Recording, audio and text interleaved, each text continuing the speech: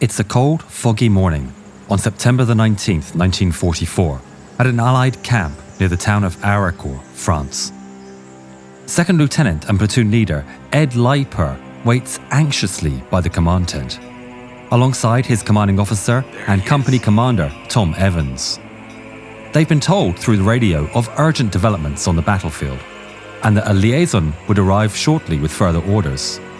Finally, the rumble of a car reaches their ears and a speeding Willys Jeep emerges through the heavy fog. It stops by the men, and a liaison officer, Captain William Dwight, states in a rush, "There's enemy tanks coming through Arracourt.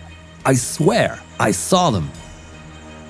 Evans knows only one platoon is ready for battle. He looks at Leiper and tells him, "You take the platoon and hold on. I'll get another and catch up as fast as I can." The two men share a nod before they run off separately.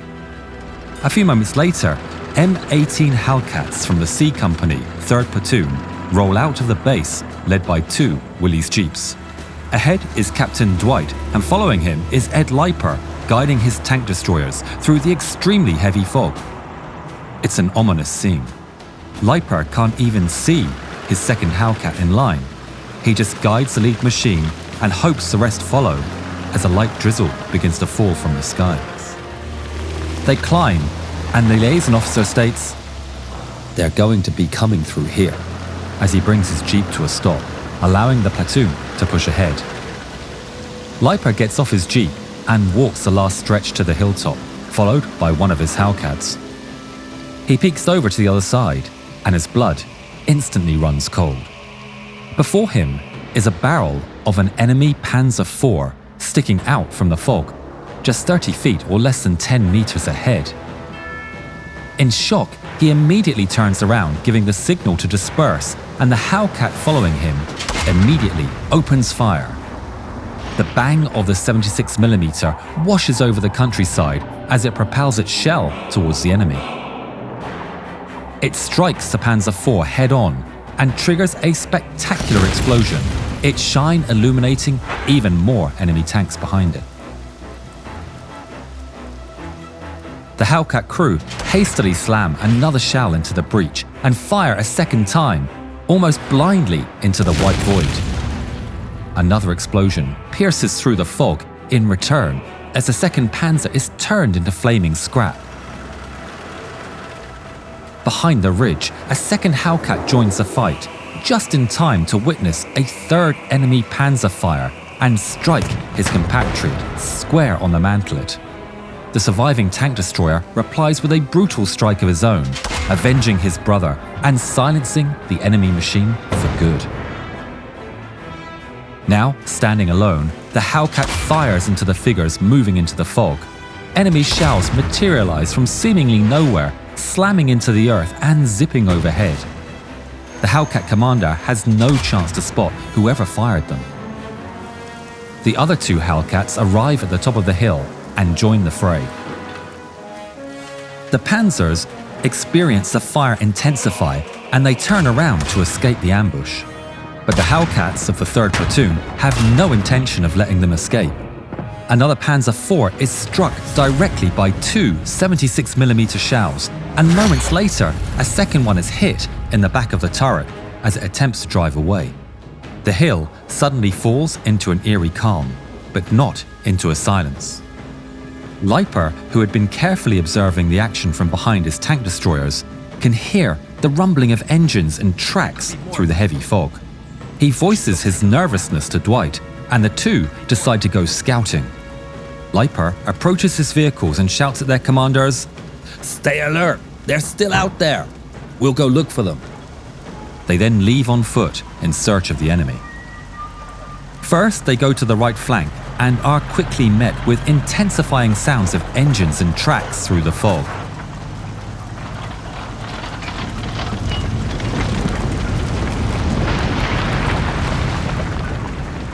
They quickly make their way back before they find themselves face to face with a Panzer.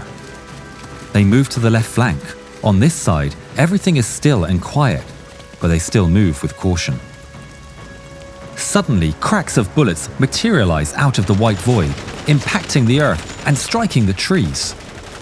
They rush for cover, unable to see where on earth it's all coming from. Armed with just handguns, they agree the only choice is a run for safety. 3, 2, 1, go! They charge out of cover, braving the rain of lead as they run and disappear into the fog. They return, running to their unit. Dwight heads straight for his Jeep's radio. He picks it up and calls for artillery support. They're being surrounded by tanks on one flank and infantry on the other. Immediately after, contacts ahead! A tank destroyer commander calls for Leiper's attention. Leiper runs up and takes a look. While they were out scouting, the fog had calmed and is now confined to just the low spots and valleys, giving their hill a clean view of the top of the ridge ahead. At first, Leiper orders to hold fire as he witnesses the vehicles emerging from the trees. Without binoculars, he can't tell if they're allied or enemy. That is until a 5th and a 6th tank emerge from the greenery. American tank destroyers operate in platoons of 4. Those must be German Panzers. Fire! The blasts of the 76mm rip through the countryside once again as 3 Hellcats unleash their might. The shells rip through the line of Panzers, detonating the leading vehicle and stopping the convoy dead in its tracks. The enemy has no chance to fight back before they unleash their second volley and another Panzer is reduced to scrap. They scramble and flee, but not before a third volley rips through their ranks and takes out 2 more in quick succession. The remaining 2 scamper away as survivors bail out of their burning machines. The Hellcats decimate the formation in a lightning strike and don't face a single enemy shot in return. As the long-range engagement draws to a close, Dwight's call for artillery materializes. A spot of plane flies overhead, and soon after, a devastating rain of high explosives falls on the enemy positions.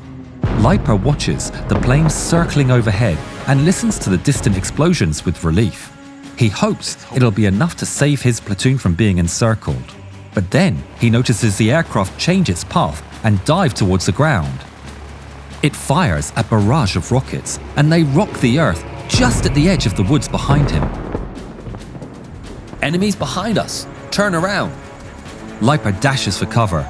The Hellcat tank destroyers desperately turn their turrets as the dirt settles and 3 Panzer IVs emerge from the tree line. The disoriented Panzers don't realize that they've lost the element of surprise, and in a blur, the Hellcats of 3rd Platoon strike down the first 2 enemies with brutal precision. The 3rd Panzer stops upon the sight of his exploding compatriots and swiftly takes aim at one of Leiper's Hellcats. It fires, and its shell streaks across the sky, impacting straight on the Hellcat sprocket and immobilizing it. One of the surviving Hellcats rolls over the hill for cover, while Leiper orders the 2nd to tow the stricken Hellcat and its surviving crew out of harm's way. But the men don't even get the chance to tie the cable. The Panzer reloads and fires its 75mm straight at the would-be rescuer, striking the tank destroyer in the turret and neutralizing it. But the Germans' luck wouldn't last. The last surviving Hellcat re-emerges from cover and fires at the Panzer IV. Its shell strikes square in its hull and silences the war machine for good. Shaken on the edge, Leiper and Dwight take stock of their situation. They've only 1 Hellcat left, several injured personnel, no backup on the ground, and they have no idea how effective the artillery barrage was. While his men tend to the wounded the best they can, Leiper gets an idea. He orders a couple of his men to dismount the 50 caliber machine guns off the roof of the destroyed Hellcats and sets them up in concealed positions on the hilltop. For the rest of the day, the men of the 3rd Platoon would battle injuries, exhaustion, and the enemy. Panzers and Panzer Grenadiers would appear several times throughout the day as they probed the American positions for weak points, but would be quickly repelled by Leiper's machine guns and Hellcats.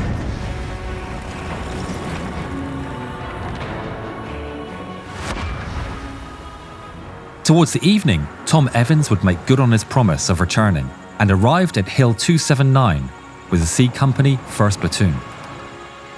By the end of the day, they had destroyed at least 14 Panzer IVs. Their stand would be the start of the 11-day Battle of Arracourt, which would result in an Allied victory. Captain Ed Leiper, Major Tom Evans, and Captain William Dwight would survive the war and all return home to their families. The aircraft that helped the platoon of Ed Leiper and its pilot have a legendary story of their own. If you'd like to know more, check out our video on Major Charlie Bazooka Carpenter. Support the channel and join us in World of Tanks using the link in the description. Thank you. If you haven't yet, please subscribe to the channel and please watch more videos of ours. Thank you.